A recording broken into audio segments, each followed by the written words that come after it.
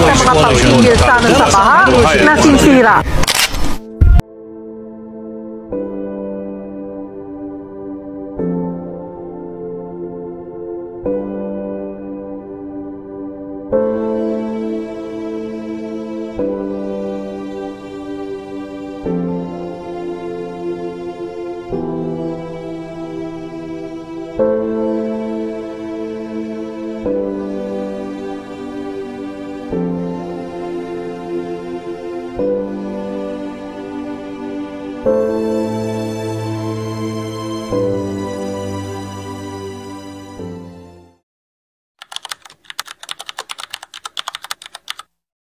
Paano ninyo karaniwang itinatapon ng basura sa inyong tahanan at gaano kadalas ito kinokolekta? Gaano gitapon? So, kung segregated ba ang plastic, kantingan natin, kung naaba mo scheduling sa adlaw sa first week sa kuan na bay tig-kolekta sa basura din kanos ani siya may plan ko ba sa once a month na bay tigtapok sa basura kantingan natin ka Sa mga tahanan. Una-una, dito sa barangay natin, sa barangay Libaong, mayroon kitang mga waste collector. Yung mga waste collector natin, mayroon silang schedule bawat araw kung anong business establishment ang kukolektahin nila. Tapos may policy naman tayo na no collection of garbage kung hindi segregated. Pagkatapos niyan, kukolektahin natin per schedule. Tapos mayroon naman tayong MRF dito sa barangay. Ito namin dadalhin yung mga basura. Tapos schedule namin doon sa central na basura doon sa Rhodes.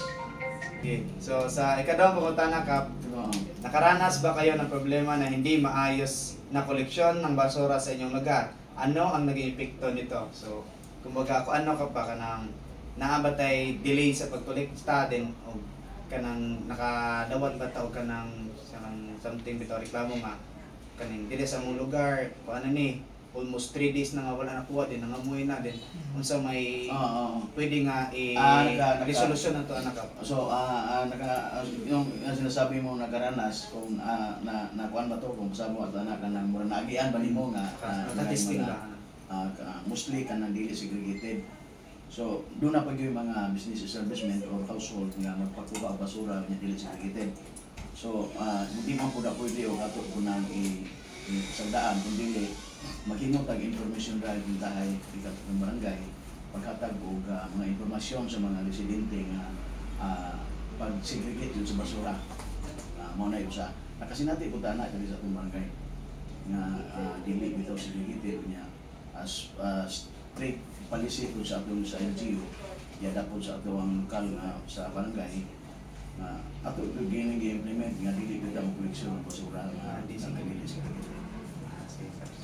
Sa ikatulo Kap, napapansin mo ba ang pagdami ng polusyon sa inyong komunidad? Ano ang mga pamanahing dahilan ayon sa iyo? So, napansin mo mga pollution dito sa aming lugar. Tama, mayroon din napansin namin na mga pollution sa ating lugar. Yung mga residente or household or mga business establishment na magsunog ng mga basura, mostly mga plastic, kanang kitchen waste, pila nang ikuha nila ng sunugon. So, hindi malikaya na magbaha-baha. Sa ikapat Kap, sumasali ka ba sa segregation or recycling ng basura? Bakit oo, bakit hindi? Oo, sumasali kasi ikaw naman ang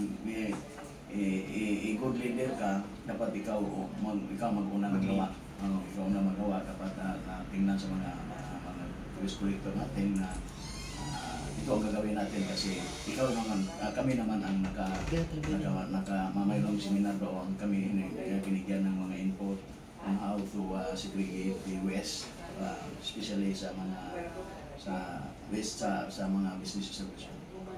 So last Kap, sa tingin mo ano ang dapat gawin ng lokal na pamahalaan para mabawasan ang polusyon at mas mapabuti ang waste disposal? Ang dapat ang gagawin sa pamahalaan, ang i-stick yun natin pag-implementar yung ating municipal ordinance base sa atong waste disposal law sa atong lokal na pangalaman sa Luzon, Panglao. Kung ma-implement na yan, sabagay, parang nindot tagayo ang dagang kintahay o niya mahimong safety na ato ang mga atong lugar o safety na po ang atong mga kabatanunan mga bisita magbisita sa atong lugar kay isip ginahimot ang tourism number 1 na tourism destination sa atong probinsya sa Luzon.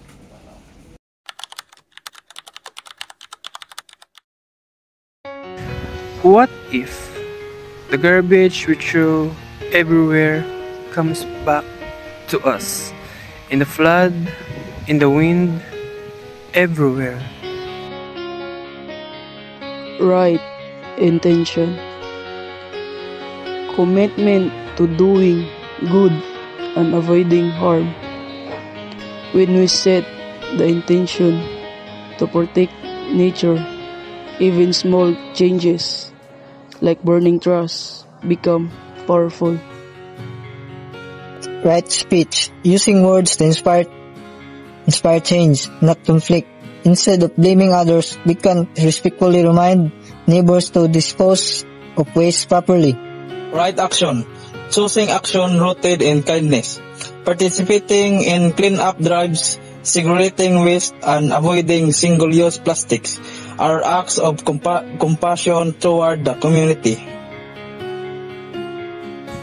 Buying from local farmers, using eco-friendly products, and supporting sustainable businesses reflect mindful choices. Even if the problem feels large, consistent efforts, small but steady, build progress.